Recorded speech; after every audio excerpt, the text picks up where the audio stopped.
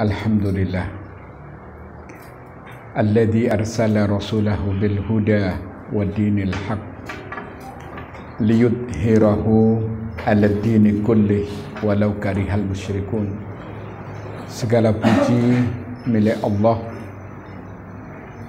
yang telah mengutus Rasulnya dengan membawa petunjuk dan agama yang benar untuk menampakkan di atas semua agama walaupun tidak disukai oleh orang-orang musyrik.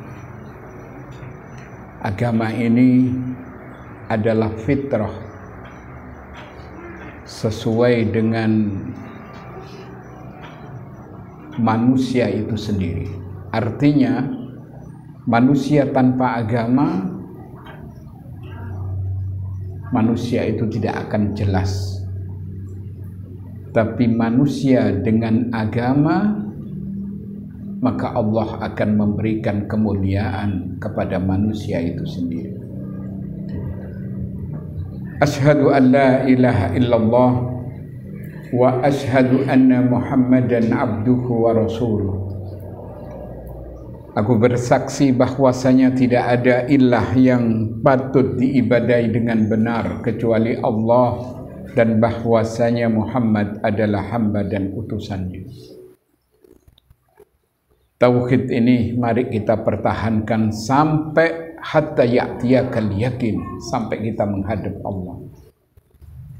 Karena sebagian orang sudah bertauhid, tapi ternyata matinya dia melepas tauhid itu sendiri. Na'udzubillah. Karena itu Allah Subhanahu wa taala berfirman, ya ayyuhalladzina amanu taqullaha haqqa tuqatih wa la tamutunna illa wa antum muslimun. Wahai orang-orang yang beriman, bertakwalah kamu kepada Allah dengan sebenar-benar takwa. Jangan kamu mati kecuali dalam keadaan muslim. Qala Allah Ta'ala fi kitabihil karim, Allah berfirman di dalam kitabnya yang mulia, innal abrara lafi na'im wa innal fujjara lafi jahim. Sesungguhnya orang-orang yang berbakti berada di dalam kenikmatan, sementara orang-orang yang durhaka berada di dalam api neraka jahim. Dan itu merupakan keadilan dari Allah. Yang berbuat kedurhakaan, dosa, kemaksiatan akan dihukum oleh Allah. Sebaliknya barang siapa yang beramal soleh dengan keimanan yang sempurna, dia pun akan mendapatkan kenikmatan. Amma ba'd, fa inna asdaqal hadis kitabullah wa inna afdhalal hajji hadyu Muhammad sallallahu alaihi wasallam wa sarral umur muhdatsatuha wa kullu muhdatsatin bid'ah wa kullu bid'atin dhalalah wa kullu dhalalatin finnar. Ayuhal hadirun, jamaah kajian yang dirahmati oleh Allah.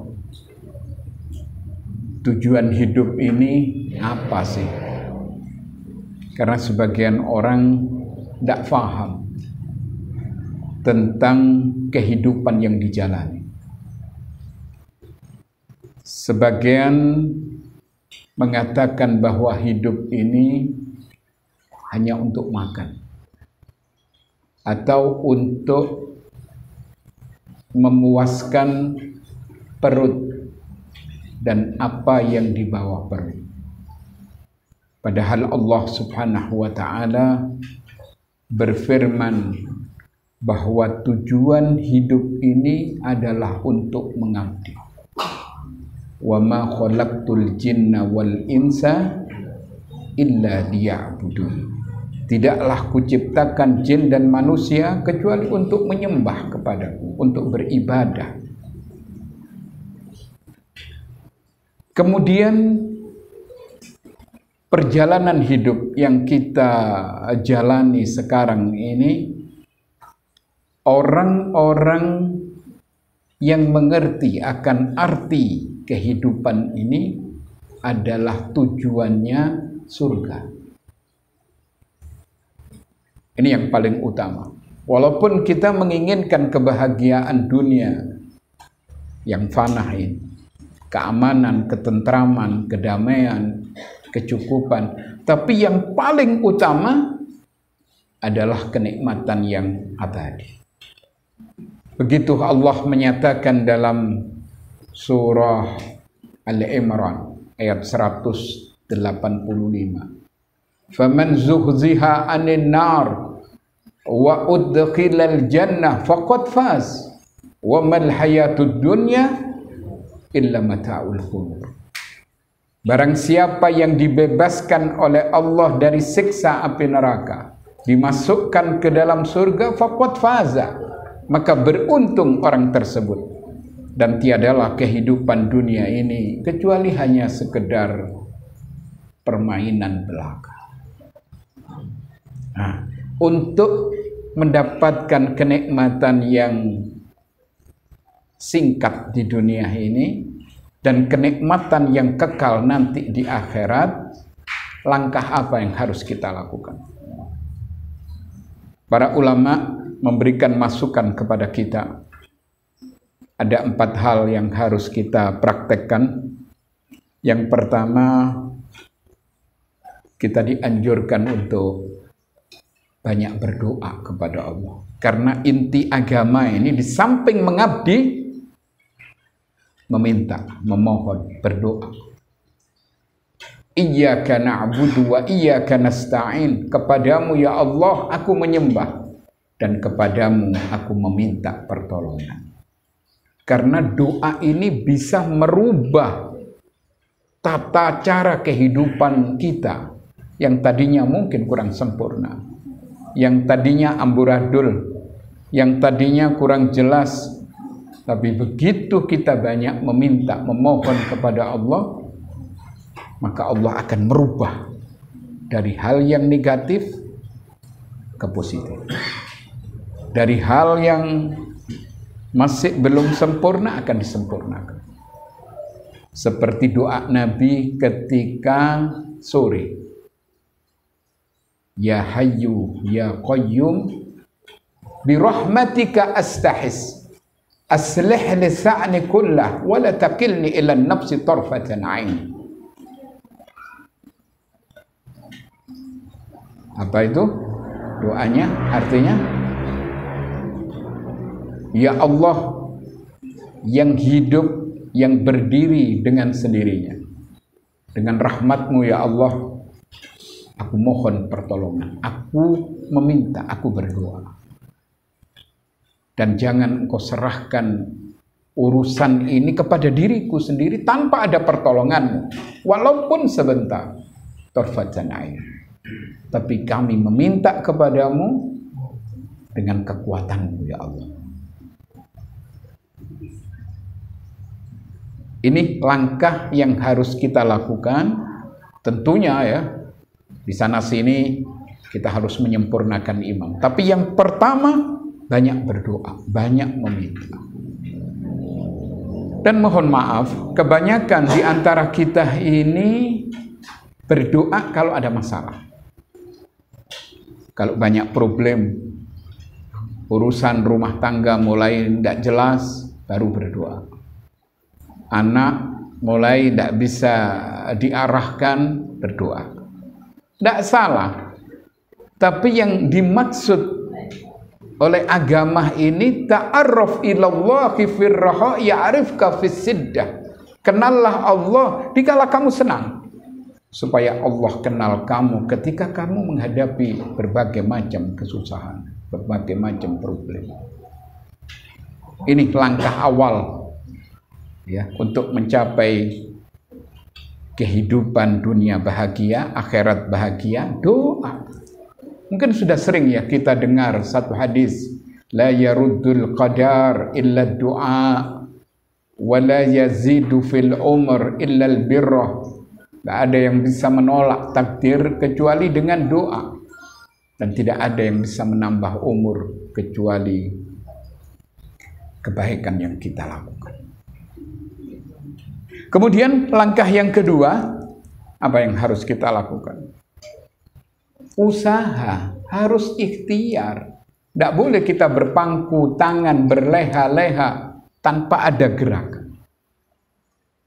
Jangankan kehidupan akhirat yang dengan kemuliaannya yang luar biasa, kehidupan dunia saja tidak akan kita dapatkan kalau kita tidak ada gerak. Jangankan harta yang kita cari ya, kesehatan saja kita tidak mungkin akan mendapatkan kecuali dengan gerak.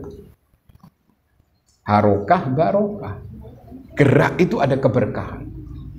Misalnya dengan olahraga, ini kan ada gerak, ada usaha. Dan dalam Islam, usaha ini hukumnya bukan sunnah loh ya, tapi wajib. Innallaha kataba alaikumus sa'ya fas'ah. Allah mewajibkan kepadamu berusaha, maka berusahalah. Bahkan Allah tidak akan merubah nasib satu kaum atau mungkin perorangan kecuali yang bersangkutan mau merubahnya sendiri. Ayatnya mungkin antum lebih hafal. Innallaha la yukhayyiru ma biqaumin hatta yukhayyiru ma bi anfusihim. Sesungguhnya Allah tidak akan merubah nasib satu kaum kecuali yang bersangkutan mau merubahnya sendiri. Maka di situ harus ada usaha, harus ada ikhtiar. Tidak mungkin ya kita akan menjadi mulia tanpa ada usaha. Usaha untuk sholat malam, usaha untuk puasa sunnah, usaha untuk menjaga hati jangan sampai terseret kepada kesyirikan, keriyaan, atau beragam penyakit hati. Seperti itu harus ada usaha, dan itu harus diawali dengan doa supaya usaha ini manfaat ada. Dan banyak mungkin orang yang berusaha tapi nggak terarah, usahanya tidak dibimbing dengan hidayah, akhirnya ya belakraan, tidak jelas. Nah, itu yang kedua. Kemudian yang ketiga, langkah yang harus kita lakukan ini adalah memasrahkan diri kepada Allah. Wa 'alallahi falyatawakkalul mu'minun, dan kepada Allah hendaklah orang-orang beriman ini menyerahkan hidupnya. Contoh Rasulullah ya, beliau menyampaikan dakwah itu sendirian. Kalau menurut akal berhasil dari mana orangnya kayak gitu? Mereka itu adalah kekafiran yang sangat kuat sekali, yang sudah berurat berakar. Kalau menurut akal tidak mungkin bisa berhasil. Nabi sendirian kan? Nabi datang ke pasar-pasar, ke tempat berkumpulnya orang-orang yang mengatakan la ilaha illallah tuflihu. Sebagian marah, sebagian menyakiti, sebagian tidak menggubris, sebagian kecil saja yang mau mendengarkan. Tapi Nabi tidak putus asa, terus seperti itu. Kemudian setelah Nabi melakukan hal ini, beliau berpasrah kepada Allah. Maka Allah step by step akan memberikan jalan. Seperti itu hidup ini. Doa, ikhtiar, kemudian memasrahkan diri kepada Allah. Seperti kita mau tidur, kita pasrah sudah. Bismillahirrahmanirrahim. Amutu ahya. Dengan namamu ya Allah aku hidup, dan dengan namamu aku mati. Terserah sudah. Pokoknya kita sudah meminta, sudah memasrahkan diri. Pasti Allah nanti akan noto, akan memperbaiki keadaan kita. Tapi kalau tidak kita tawakal, mengunggulkan akalnya, mengunggulkan uangnya, siapa kita ini? Akal yang kita punya ini dari Allah. Uang yang kita kumpulkan itu titipan dari Allah. Kenapa kita tidak bertawakal? Karena itu kadar kepasrahan ini beragam ya. Yang paling sempurna adalah kepasrahan Nabi kita Muhammad SAW kepada Allah. Bayangkan dia sendirian. Kemudian kepasrahan para sahabat dalam cerita-cerita sejarah seperti itu. Bagaimana tidak hebat mereka ketika berhijrah, ditinggalkan, semuanya ditinggalkan. Harta yang dikumpulkan ditinggalkan. Rumah ditinggalkan. Dia keluar dengan membawa agama itu, setelah itu dia pasrah. Allah nanti yang noto sedikit demi sedikit. Nah, hadirin yang dirahmati oleh Allah, kemudian langkah yang terakhir supaya hidup ini ada keindahan dan keberkahan, kita dianjurkan untuk menerima putusannya Allah, menerima takdir. Ini tidak main-main ya. Paling berat itu kan menerima takdir, Pak. Padahal di balik itu ada hikmah yang luar biasa. Ada satu contoh kejadian di daerah Bululawang. Di Bululawang ini seorang istri, ya sebagaimana layaknya istri-istri orang lain. Orang ini ketika di kandungannya ada masalah. Ketika di USG, kelihatan nggak ada tangannya, nggak ada kakinya, tapi raut mukanya sempurna, tangan nggak ada, kaki nggak ada. Jangankan istrinya, suaminya kayak semaput rasanya. Tampakkan itu, subhanallah. Akhirnya dia berpikir, dipikiri ya seperti itu, tidak dipikiri ya sudah. Kenapa harus susah dua kali? Akhirnya dia menerima takdirnya Allah. Di samping itu, doa demi doa sudah dipanjatkan. Dan dia mengatakan, ini titipanmu ya Allah. Mudah-mudahan aku diberi kemampuan. Secara kasat mata, secara medis betul. Tidak punya tangan, tidak punya kaki. Berjalanlah waktu sampai melahirkan. Tapi doa demi doa terus dipanjatkan oleh orang tuanya. Baik sebagai istri maupun sebagai suami. Subhanallah, ini yang cerita anak saya sendiri yang ada di Bululawang. Begitu lahir normal, Pak. Dokternya kaget, dari mana ini? Ini kadang-kadang Allah menunjukkan kekuasaan yang luar biasa. Seperti itu. Dan itu bukan hanya masalah, kadang masalah nyawa sekalipun. Seperti dokter mengatakan ini, ya mohon maaf, ini turuti saja apa yang dia minta. Padahal si enom wong. Yang kalau menurut akal,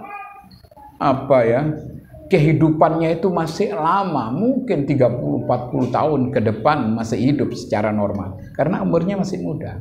Tapi dokter sudah mengatakan, nah, waktunya ini mendesak, ini 3 hari. Ngawur. Ya mungkin menurut medis iya.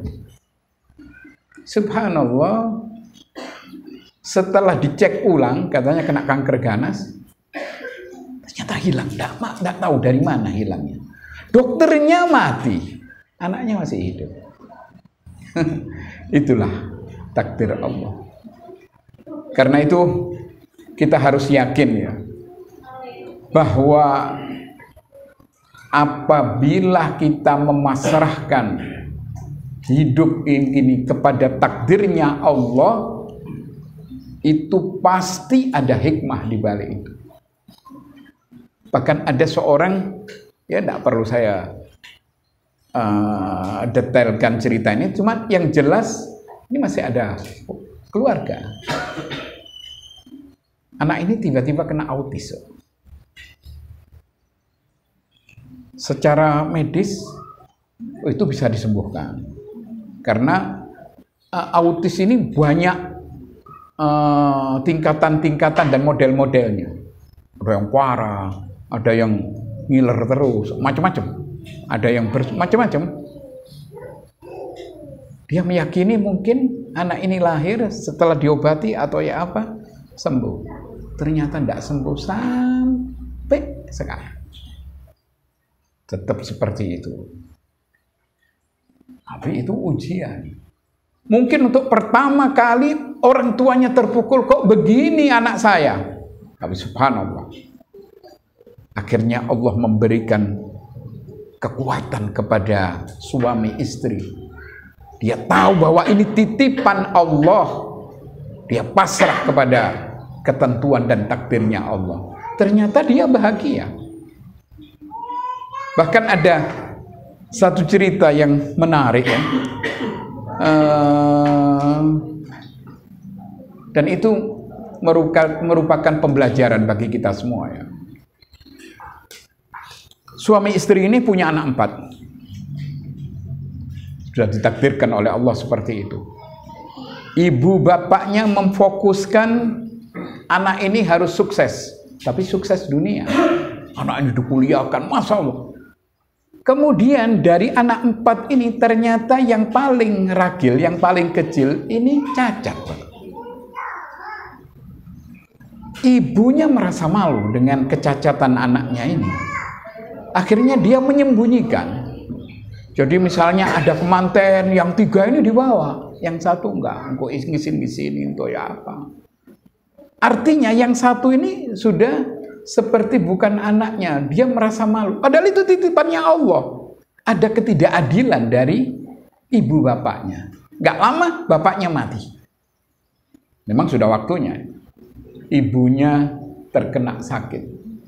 Dia hanya mengunggulkan anak-anak yang didik semua sukses untuk urusan dunia. Ibunya ngebel, nak kapan ke rumah nak? Ibu kangen. Ya bu, aku sih repot sih, ini sih. Kamu sudah kami siapkan kesenanganmu, rawon dan empalnya, bikinan kami sendiri. Wes gampang bu, Ternyata dia datang tapi tidak bawa istri dan anak-anaknya, dia datang sendirian. Begitu dia mengatakan assalamualaikum, loh mana keluarga, mana anak-anakmu? Aku kangen. Repot bu, aku ini makan. Saya sudah makan di restoran. Kok udah enak kabeh. Saya mau tidur bu sebentar. Nangis ibunya. Subhanallah. Akhirnya si anak cacat ini ketika anak-anak ini sudah pulang, anak-anak yang dibanggakan luar biasa, ini sudah pulang. Baru pulang ibunya nangis sambil memeluk anak cacat ini. Anak cacat ini mengatakan, jangan khawatir bu, yang suka rawon dan empal ini ibu dan aku, tidak apa-apa kita makan sendiri. Akhirnya si ibu ini sadar, walaupun kalau menurut akal sudah hampir terlambat ya, sudah hampir tidak berfungsi. Ibu ini sudah di kursi roda. Apa kata ibunya? Ya Allah, titipanmu ini aku sia-siakan. Karena itu aku minta ampun kepadamu ya Allah. Ternyata anak ini yang mendoakan aku, yang nuntun aku, yang nyurung di kursi roda ini anakku yang aku tidak perhatian, karena aku minta ampun kepadamu ya Allah. Nah, ini satu pelajaran ya, bahwa kita ini hendaklah berlaku adil kepada semua keluarga. I'dilu baina abnaikum. Kemudian kita harus yakin dengan takdirnya Allah. Ayyuhal ikhwah, hadirin yang dirahmati oleh Allah. 4 hal ini yang harus kita praktekkan untuk mencapai bahagia jangka pendek di dunia, jangka panjang nanti di akhirat. Kemudian kita teruskan kajian tafsir dan kita sudah masuk di surah Al-Baqarah ayat 34. Loh, 40 ya? Masya Allah, sebentar.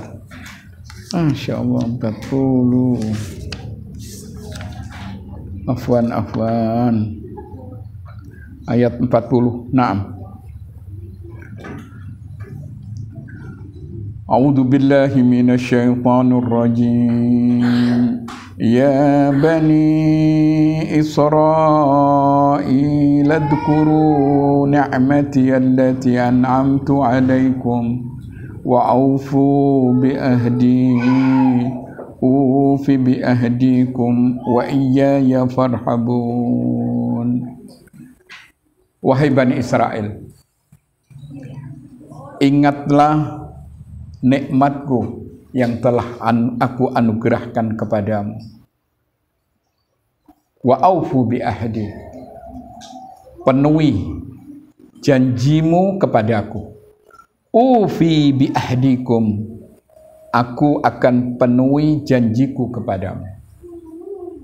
Wa iyaya farhabun, dan hanya kepadakulah kamu harus takut, harus farhabun ini tunduk, harus tunduk. Ayat yang mulia ini menceritakan tentang Bani Israel, yaitu kaumnya Nabi Musa alaihissalam. Tapi ayat ini umum, karena di dalam Al-Quran ada yang bersifat khusus, ada yang bersifat umum. Ayat ini masuk kategori umum, walaupun contohnya Bani Israel. Apa panggilan Allah? Udhkuru ni'mati allati an'amtu 'alaikum. Ingatlah nikmatku yang aku berikan kepadamu. Nikmat apa saja ya? Kalau zaman Bani Israel ini diutusnya Musa alaihissalam, diberinya kenikmatan manna wassalwa, dan kenikmatan yang luar biasa yang Allah berikan. Tapi sayang, Bani Israel sebagian besar menyalahgunakan nikmat Allah. Sekarang kita kembali kepada nikmat yang Allah berikan kepada kita umatnya Nabi Muhammad. Yang pertama, nikmat yang terbesar dan paling besar, nikmat yang tidak ada tolok bandingannya, yaitu diutusnya Nabi kita Muhammad sallallahu alaihi wasallam kepada kita umat terakhir. Karena dengan nikmat Islam yang dibawa oleh Nabi ini mengalahkan semua nikmat. Seandainya manusia ini cacat, lumpuh, tidak bisa jalan sekalipun, tapi dia sudah diberi nikmat berupa agama, tetap orang ini menjadi manusia yang mulia. Di dalam satu hadis Nabi pernah menyatakan, tuba liman hudiya lil Islam wa kana aisuhu kafafan wa qani'ah. Sungguh beruntung orang yang mendapat hidayah berupa Islam, walaupun mungkin sederhana ekonominya, tapi dia punya sifat qanaah, merasa puas terhadap pemberian Allah. Dan itu diingatkan oleh Allah kepada kita, ingatlah nikmatku kepadamu. Apa saja? Nikmat yang paling tinggi adalah hidayah Islam, tidak ada duanya, Pak. Karena itu monggo kita jaga ini. Kemudian nikmat sehat, nikmat waktu luang, nikmat keluarga, nikmat yang beragam, nikmat yang luar biasa. Sampai-sampai umumnya manusia tidak sanggup mensyukuri nikmat Allah. Karena kata Allah di dalam Al-Quran, wa in ta'uddu ni'matallah la tuhsuha. Kalau kamu hitung nikmat Allah, kamu tidak akan sanggup menghitungnya. Berapa banyak nikmat yang Allah berikan. Karena itu ingat nikmat Allah. Nggak usah jauh-jauh ya. Walaupun hidup ini adalah tempatnya imtihan, tempatnya ujian. Tapi bila dibandingkan dengan nikmat yang kita terima, itu jauh lebih besar nikmat Allah, bukan musibah, Pak. Contoh misalnya kita sakit gigi. Tak ada, aku loro untu ini 20 tahun misalnya. Ya wong sampel ya enggak ada. Mungkin seminggu, 10 hari selesai. Giginya mau dicabut, mau apa, tapi yang jelas enggak lama. Tapi nikmat yang sudah diberikan oleh Allah kepada kita ini, enggak bisa kita hitung. Itu satu sisi. Dalam hidup ini kan orang kadang susah ya. Tapi Allah memberikan kegembiraan itu jauh lebih banyak. Satu contoh misalnya orang cerai, susah. Suaminya juga susah, apalagi istrinya. Tapi itu pun tidak lama, 2 bulan, 3 bulan, paling banter 1 tahun. Setelah itu ada perubahan lagi. Allah memberikan nikmat berlimpah, mungkin mengganti dengan suami barunya yang setia, mungkin mengganti dengan istrinya yang lebih salihah, seperti itu. Hendak ini satu contoh saja. Alhasil nikmat ini tidak berimbang ya dengan musibah yang kita terima. Masih jauh lebih banyak nikmat Allah. Sampai di dalam Al-Quran Allah menyatakan, Qul law kana al-bahru midadan li kalimati rabbi lanafidal bahru qabla an tanfada kalimatu rabbi walau ji'na bimithlihi madada. Kalau seandainya lautan itu dijadikan tinta untuk menulis nikmat rahmat Tuhanmu, lanafidal bahr, maka tinta itu akan kering, akan habis sebelum nikmat rahmat Tuhanmu dituliskan. Walaupun kamu tambahkan sebanyak itu sebagai tambahan. Karena itu Allah menyatakan, ingatlah nikmatku atasmu. Yang pertama, wa aufu bi ahdi, sempurnakan janjiku kepadamu. Janji kepada Allah tidak main-main loh ya. Janji kita kepada sesama manusia harus dipenuhi, apalagi janji kita kepada Sang Pencipta yang memberikan hidup kepada kita, yang memberikan segalanya. Dan Allah menjanjikan, wa aufu bi ahdi, sempurnakan janjimu kepadaku. Ufi bi ahdikum, aku akan sempurnakan janjiku kepadamu. Apa janji kita kepada Allah? Inna sholati wa nusuki wa mahyaya wa mamati lillahi rabbil alamin. Salatku ya Allah, ibadahku ya Allah, hidup matiku, pengorbananku lillahi rabbil alamin. Akan ditanya. Begitu kita menyempurnakan janji, Allah menyempurnakan janjinya. Apa janji Allah kepada kita? Memasukkan kita ke dalam surga dan tidak mengazab. Ini satu kenikmatan yang tidak ada tolok bandingannya. Karena itu Allah menyatakan dalam ayat tadi, barang siapa yang dibebaskan dari siksa api neraka, dimasukkan ke dalam surga, kalimatnya faqad faza, maka sungguh beruntung, sungguh orang itu sukses, sungguh orang itu mendapatkan kebahagiaan yang sempurna.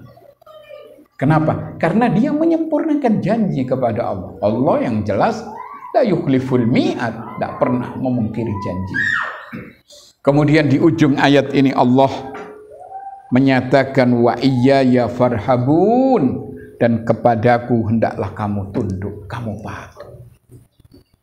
Dan itu bukan untuk kepentingan Allah ya. Kepatuhan kita kepada Sang Pencipta ini dikembalikan kepada diri kita. Manusia paling patuh siapa? Nabi kita Muhammad. Manusia paling patuh adalah para sahabat, terutama Abu Bakar, Umar, Utsman, Ali. Dalam sejarah seperti itu, dia kurban segalanya, kalau perlu nyawanya, karena dia tahu kalau seandainya dia tunduk patuh kepada Allah, itu keuntungan untuk orang tersebut. Seperti itu.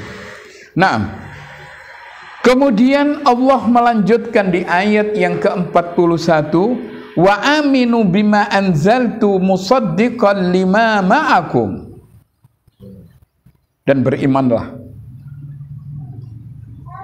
berimanlah kamu kepada apa yang telah aku turunkan, yaitu Al-Quran ini, musaddiqan, yang membenarkan apa yang ada padamu, maksudnya Taurat. Wala takunu awwala kafirin bih, dan jangan kamu menjadi orang yang pertama kafir kepadanya. Wala tastaru bi ayati thamanan qalila, dan jangan kamu menjual ayat-ayatku ini dengan harga yang rendah, dengan harga yang sedikit. Wa iyaya fattaqun, dan kepadaku hendaklah kamu bertakwa. Subhanallah, ayat yang mulia ini padat sekali ya. Kalau kita tafsirkan ini tidak ada apa-apanya, Pak. Kita hanya menafsirkan yang tersurat, yang tersirat menurut kemampuan, termasuk Al-Imam Ibnu Katsir seperti itu menafsirkan. Di sini disebutkan kita diperintah untuk beriman kepada apa yang telah aku turunkan, yaitu Al-Quran. Orang-orang terdahulu ya, mungkin dari orang Yahudi yang sudah diturunkan kitab Taurat, Nasrani yang telah diturunkan kitab Injil, diperintah oleh Allah untuk beriman kepada Al-Quran. Kita pun beriman loh kepada Taurat, Injil, Zabur, itu semua dari Allah. Cuman disempurnakan dengan hadirnya Nabi, maka kita dianjurkan untuk beriman secara sempurna. Karena itu nggak benar ya kalau ada orang yang percaya kepada Taurat, Injil, Zabur, tapi tidak yakin kepada Al-Quran, masuk kategori kafir. Sama dengan kita ini ya, misalnya kita cuma percaya kepada Al-Quran, tapi enggak, Taurat itu enggak. Padahal di dalam Al-Quran sudah disebut. Di dalam Al-Quran sudah disebut ada kitab namanya Injil. Kita yakin, kita harus percaya. Walaupun tidak harus dijadikan pegangan dalam kehidupan. Kenapa? Karena disempurnakan dengan Al-Quran. Bahkan Al-Quran ini merupakan wahyu yang paling komplit, yang kesemuanya terjaga. Inna nahnu nazzalna dzikra wa inna lahu lahafizun. Kami yang menurunkan Al-Quran dan kami sendiri yang menjaga keasliannya. Maka kita dianjurkan untuk beriman kepada Al-Quran dan membenarkan kitab-kitab terdahulu. Bahkan Allah menyatakan jangan kamu menjadi orang yang pertama kafir.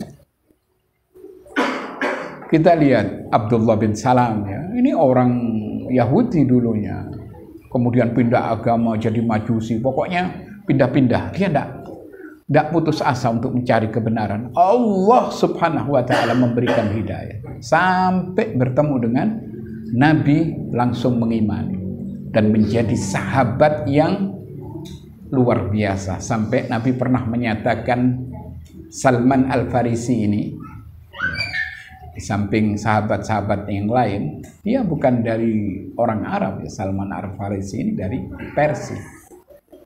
Salman Al-Farisi ini dikangeni oleh surga. Fakat ini.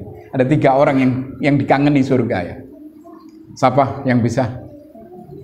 Nabi menyebutkan secara taksis, secara khususnya. Ada 3 sahabat Nabi yang disebut oleh Nabi yang surga itu kangen. Di antaranya Salman Al-Farisi. Yang 2 siapa? Bilal bin Rabah. Terus satu lagi. Kan, siapa?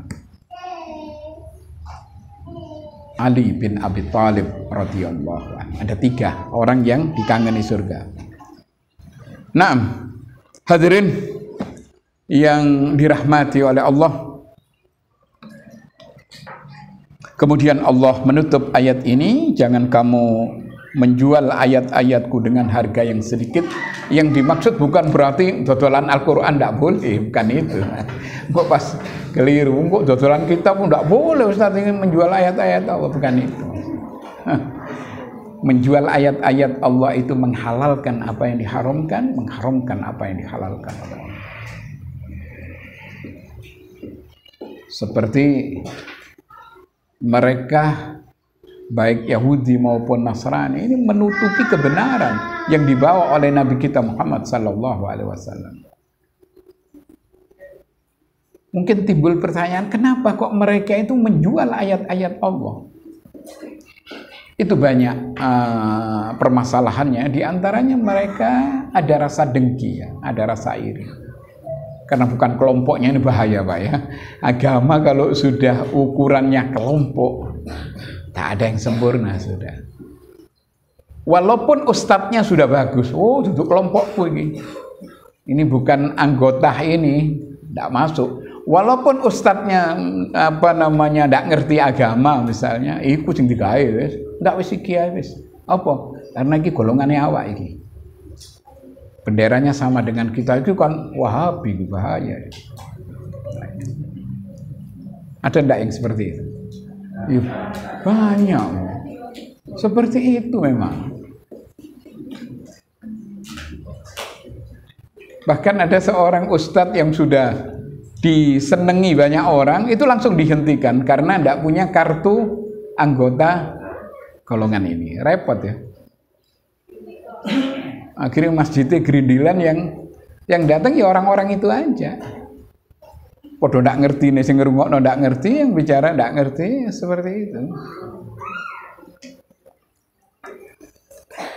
Repot sudah kalau sudah golongan, kelompok yang ditonjolkan sulit bisa berkembang.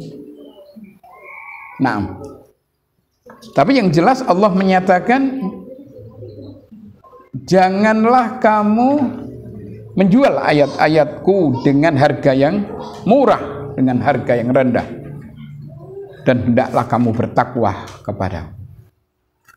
Nah,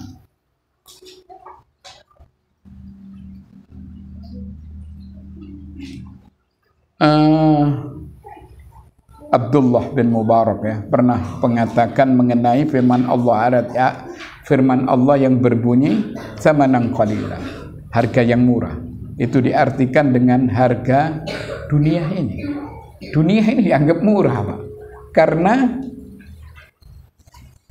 tidak sebanding walaupun separuh atau sehelai sayap nyamuk. Kalau seandainya ada nilainya, Allah akan memberikan, Allah tidak akan memberikan minuman kepada orang kafir walaupun seteguk. Tapi karena tidak ada harganya, dunia ini terserah wes sak karepmu, kon mari ngene mati bermasalah.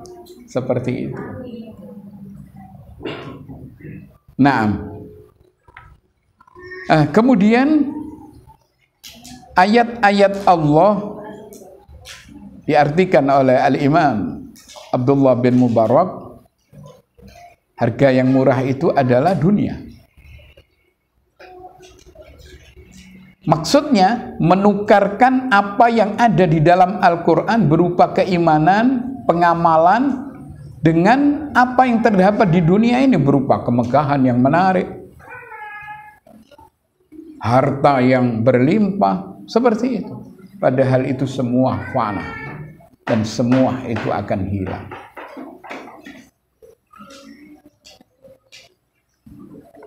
Karena itu Allah di ujung ayat ini menyatakan wa iyaya fattakun, dan hendaklah kepadaku kamu bertakwa. Maksudnya diartikan takwa di sini, hendaklah kamu bertawakal kepadaku. Pasrahkan sudah hidup ini kepadaku. Nanti Allah akan mencukupi segalanya. Wa may yatawakkal 'ala Allah fa huwa hasbuh. Barang siapa yang bertawakal kepada Allah, Allah nanti akan mencukupi. Kemudian ayat berikutnya, ayat yang ke-42. Allah menyatakan wala talbisul haqqo bil batil wa taktumul haqqo wa antum ta'lamun. Jangan kamu mencampur adukkan yang hak dengan kebatilan, dan jangan kamu sembunyikan yang hak itu sedangkan kamu mengetahui. Di zaman sekarang banyak orang yang mencampurkan antara ajaran Islam dengan adat istiadat. Sebagaimana yang kita lihat di zaman sekarang. Islam sudah murni ya, tapi dicampur talbisul haq. Dicampur dengan aneh-aneh seperti di bulan Muharram ini dengan ritual-ritual penyembelihan kerbau. Kemudian kepalanya ditanam di satu tempat untuk menolak bala. Ini dibungkus dengan cara Islam, subhanallah. Karena itu mereka mengatakan ini pengorbanan. Tapi pengorbanan kepada siapa? Ternyata pengorbanan kepada ya artinya petunggon-petunggon di situ atau apa. Terus apa lagi? Talbisul haqqa bil batil. Mencampur adukkan kebenaran dengan kebatilan ini seperti yang dilakukan oleh umat Islam. Mereka membungkus ritual agama itu ternyata di dalamnya ada kebatilan. Seperti meminta kepada penghuni kuburan. Tapi dibungkus dengan Islam. Subhanallah. Padahal kebatilan di dalamnya.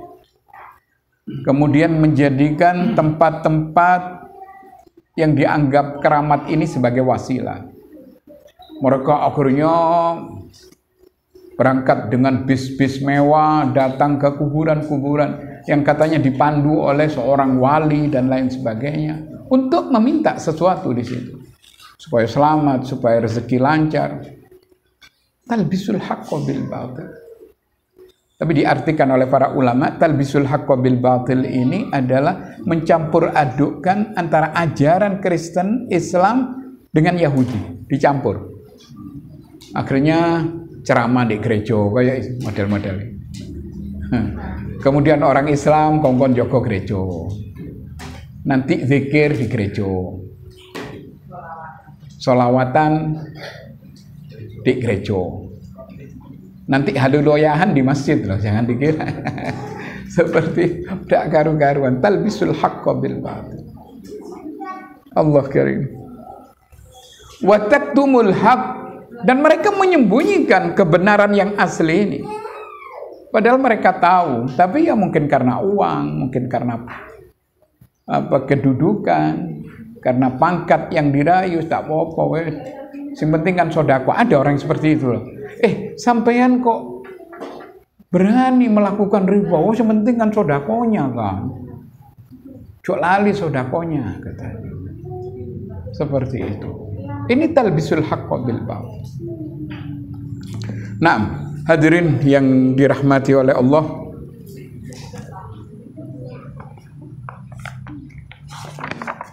Mana tadi?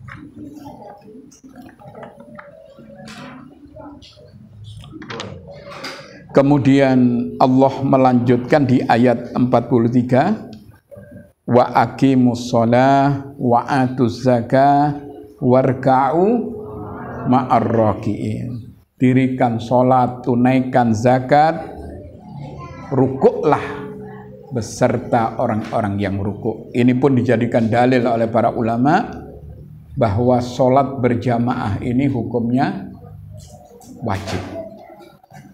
Walaupun dibantah oleh beberapa ulama yang lain, tapi yang jelas memang mendekati wajib ya, tidak mutlak. Itu sebagian ulama. Karena sholat sendirian pun dapat pahala, cuman satu pahala. Begitu berjamaah 27. Tapi begitu seseorang belum pernah berjamaah, sholatnya selalu sendirian, orang itu berada di dalam kesesatan, kata Ibnu Mas'ud. Karena itu dirikan sholat, tunaikan zakat. Dirikan sholat, hubungan kepada Sang Pencipta. Tunaikan zakat adalah hablum minan nas. Dengan berbagi, dengan mengeluarkan infak, zakat, sodako, dan seterusnya. Kemudian warka'u ma'ar raki'in, rukuklah kamu beserta orang-orang yang rukuk. Maksudnya, hendaklah kamu sholat berjamaah bagi laki-laki. Dan bagi wanita dapat dispensasi, walaupun tidak ke masjid, pahalanya asal tepat waktu sama dengan laki-laki yang ke masjid. Ini merupakan rukhsah sekaligus fadilah tertentu bagi kaum wanita. Dan kaum wanita ini masuk surga tidak terlalu berat, tidak seperti kaum laki-laki. Kalau wanita ini yang pertama otomatis taat kepada Allah, taat kepada suami, terus iya, sholat, puasa dan lain sebagainya, gampang untuk masuk surga. Tapi kalau laki-laki begitu tidak kerja bermasalah, karena dia punya kewajiban untuk memberikan nafkah. Hadirin yang dirahmati oleh Allah, saya kira ini saja yang perlu kami sampaikan. Sengaja kami tidak menutup dengan salam. Mungkin ada yang perlu ditanyakan.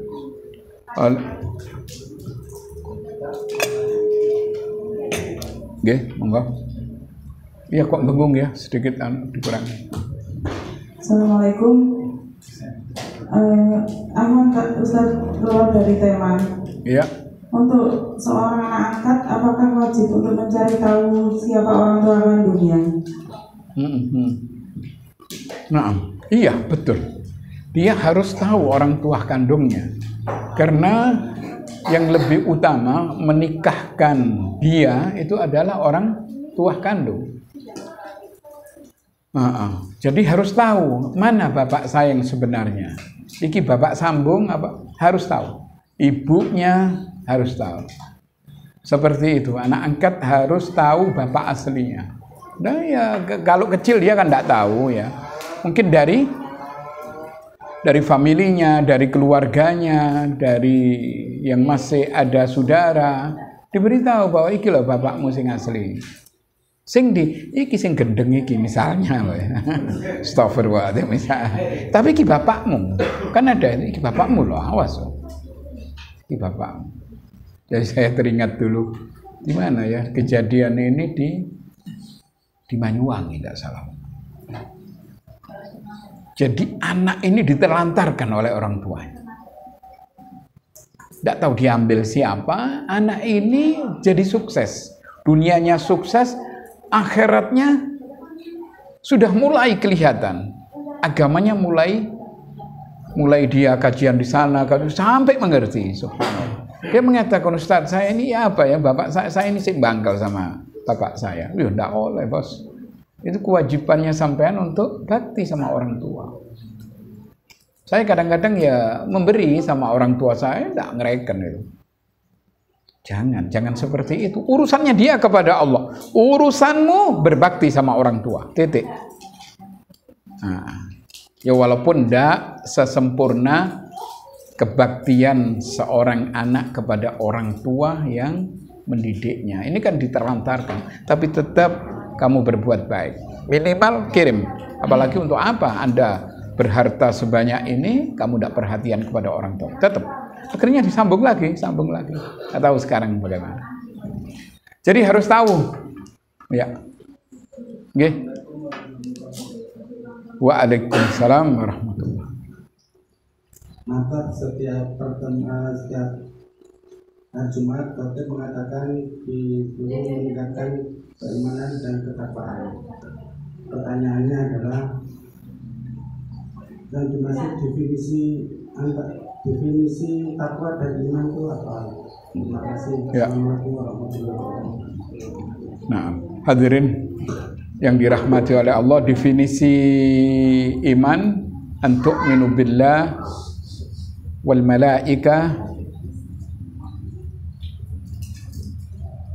hendaklah kamu beriman kepada Allah, kepada para malaikatnya, pada rasulnya, sampai iman kepada takdir baik maupun takdir buruk, yaitu rukun iman yang berjumlah 6. Kemudian kalau takwa definisinya, at-taqwa huwa al-khawf bil jalil wal amalu bit tanzil wal ridha bil qalil wal isti'dad bi yaumir rahil. Takwa itu, kata Ali bin Abi Thalib, rasa takut kepada Allah. Ini takwa.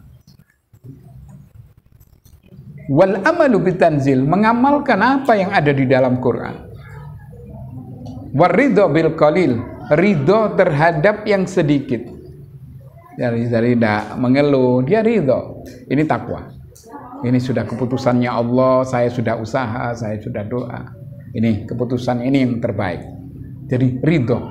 Kemudian yang keempat, definisi takwa ini wal isti'dad biyaumir rahil, mempersiapkan bekal menghadapi mati sebelum datang kematian. Ini definisi takwa. Adapun definisi iman, yaitu rukun iman yang berjumlah 6. Demikian. Ya, silakan. Yang mau saya tanyakan ada kaitannya dari pembahasan pada sore hari ini, itu terkait dari penjelasan Al-Quran tadi yang mengatakan bahwa jangan mencampur adukan yang sah dengan yang batil dan jangan menjual ayat dengan murah. Dari fakta yang kita ketahui bersama bahwa dalam kehidupan sehari-hari kita itu sering menjumpai seperti halnya narik amalan di pinggir jalan atau yang jalan-jalan itu, apakah itu termasuk perbuatan yang batil? Karena kalau video dari apa itu yang orasi itu ada yang menyebutkan ayat tentang sedekah, dan ini apakah termasuk menjual ayat dengan murah, dan apakah ini termasuk sebuah batilan? Dan apabila kita tahu itu sebuah batilan, apa kita tidak memberinya? Seperti banyak kita jumpai itu wanita-wanita dimanfaatkan oleh beberapa lembaga-lembaga tertentu untuk narik-narik amal itu. Ini kan kalau ditinjau dari segi agama ini harusnya wanita kan tidak seperti itu.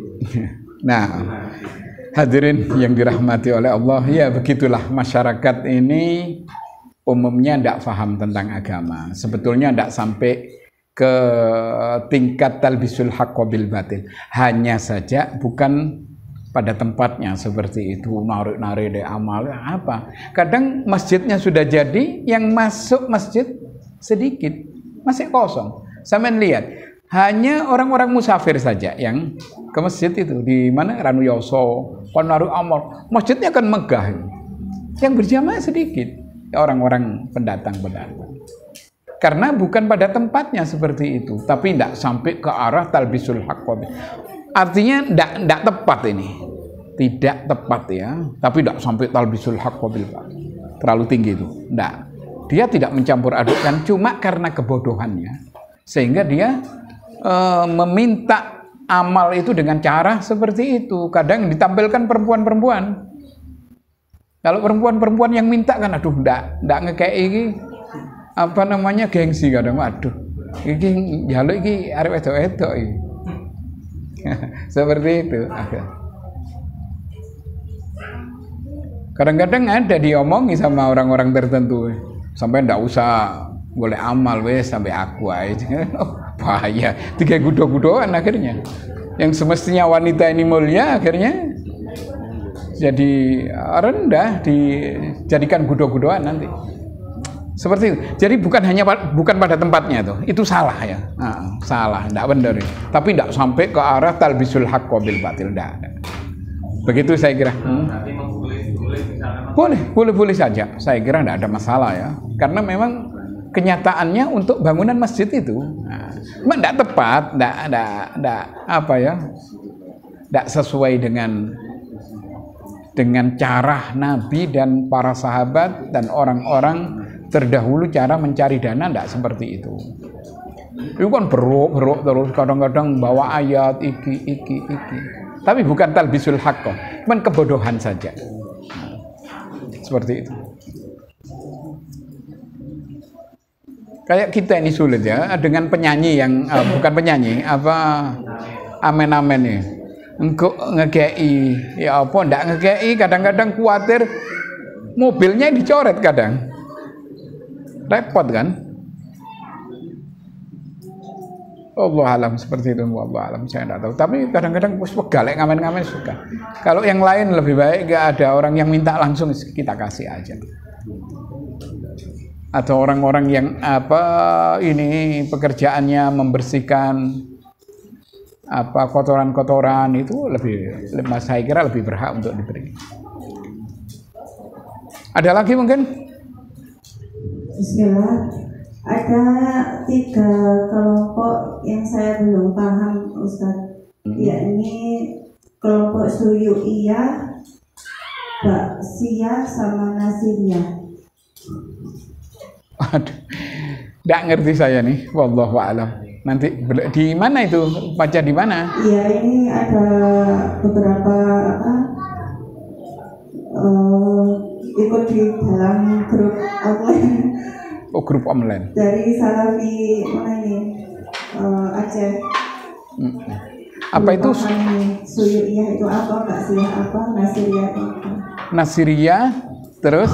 Nasiriyah. Iya, Nasiriyah. Baksiyah sama Suyu'iyah. Suyu'iyah. Bukan Sururiyah. Bukan, Suyu'iyah. Suyu'iyah, wallahu alam. Tak tahu itu, wallahu alam. Iya. Wallahu alam, saya enggak tahu. Coba tanya kepada yang lain, sama Ustadz Asasuddin mungkin. Enggak apa-apa. Enggak tahu saya.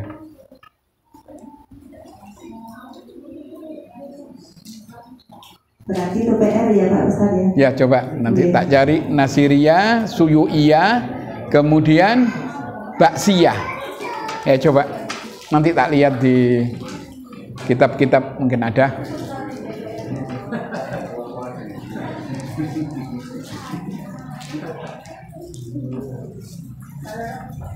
Ada lagi mungkin satu lagi? Ya, silakan. Misal dulu kita itu belum ngerti kalau ada kewajiban zakat mal. Nah, sekarang sudah ngerti apa jadi terhutang? Oh enggak jadi terhutang. Dimaafkan asal bertobat dan tidak mengulangi lagi. Karena memang nggak tahu. Dulu misalnya orang itu tidak ngerti kalau pacaran itu dosa. Ternyata pacaran sudah bertahun-tahun. Terus ya apa ini? Ya bertobat dan tidak mengulangi lagi. Sama dengan yang dulu kita tidak ngerti, ternyata itu zakat ini wajib dengan ukuran nisab sekian, waktu sekian.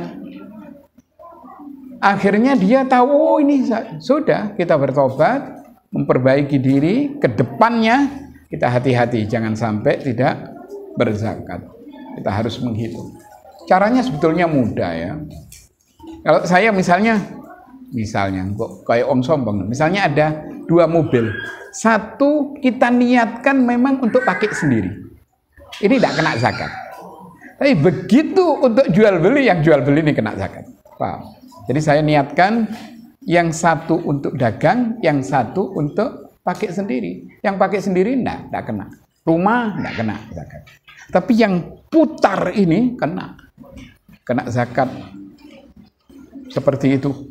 Itu kebanyakan para ulama menafsirkan ayat-ayat zakat seperti itu. Kalau umpamanya yang dulu tahu hukumnya tapi tidak keluarkan. Nah, seperti zakat mal kan wajib kan, kalau sudah nisab dan haul dulu itu. Terus baru akhir-akhir ini mengeluarkan. Padahal dulu sudah tahu. Gimana hukumnya? Lah iya, tahu itu karena kelemahan iman kan. Kenapa dulu tidak berzakat? Padahal sudah tahu. Ini jelas dosa ya. Tapi karena itu merupakan kelemahan iman. Saya bertobat ya Allah, yang dulu ya sudah selesai. Sekarang saya memperbaiki diri dengan mengeluarkan zakat. Walaupun dulu sudah tahu bahwa itu harus dikeluarkan zakat. Tapi karena lemahnya iman, sama dengan begini ya. Dulu pernah berzina. Padahal tahu bahwa zina ini hukumannya seperti ini, dosanya sangat besar. Tapi imannya lemah. Nah, sekarang sudah tahu. Nah, sudah kita tinggalkan yang dulu, kita ganti lembaran baru, sudah melakukan kebaikan-kebaikan yang belum berzakat sudah. Tidak usah noleh ke belakang yang dulu sudah selesai. Yang penting bertobat dan tidak mengulangi lagi. Seperti itu. Satu lagi. Zakat mal itu kan ada 2 ya, nisabnya emas sama perak lah. Yang perak ini gimana ya? Maksudnya apa kalau kita punya belum nisab emas, tapi kita perak sudah senisab apa ikut yang peraknya itu. Nah, sebetulnya dua-duanya emas dan perak ini dihitung. Berapa jumlahnya? Kalau sudah mencapai nisabnya ya wajib untuk kita keluarkan, sudah berjalan 1 tahun. Cara mengukur 1 tahun supaya mudah masuk Ramadan sudah. Karena kita dulu kan nggak ngerti. Ya apa iki bulan duit ya apa. Nah sekarang masuk Ramadan dihitung. Ini yang penting. Dihitung semua. Oh masih saya ini. Oh ini sekian. Kalau dikumpulkan uangnya sekian. Dan ini rutinitas pekerjaan kita ini harus kita keluarkan zakat. Seperti gini, sama saya punya sudah nisab dagangan, saya senisab perak, tapi emasnya kalau dihitung kan belum nyampe, tapi kalau dihitung perak kan sekitar 6 juta itu sudah nyampe dagangan saya apa ya. Nah itu apa ikut peraknya itu dagangan saya total sama belum jadi 6 juta. Nah itu saya malkan gitu. Kok sedikit sekali 6 juta? Iya, kalau perak memang sedikit ya? Harus keluar. Ya sudah. Yang perak ya itu yang kita keluarkan. Yang emas kok belum waktunya ya sudah, belum. Tidak perlu kita keluarkan. Seperti itu.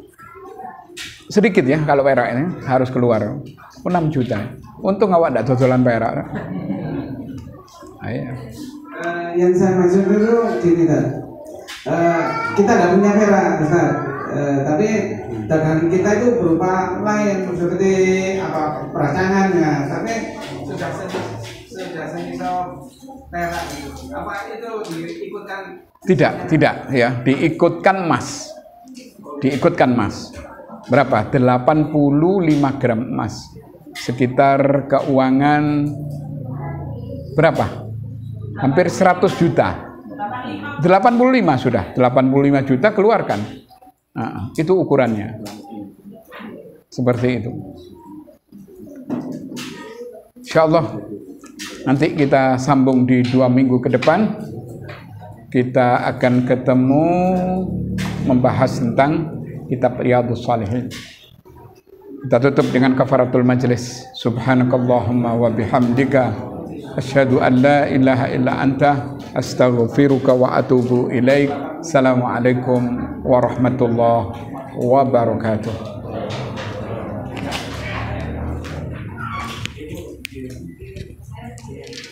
Ini suaranya agak sembunyi.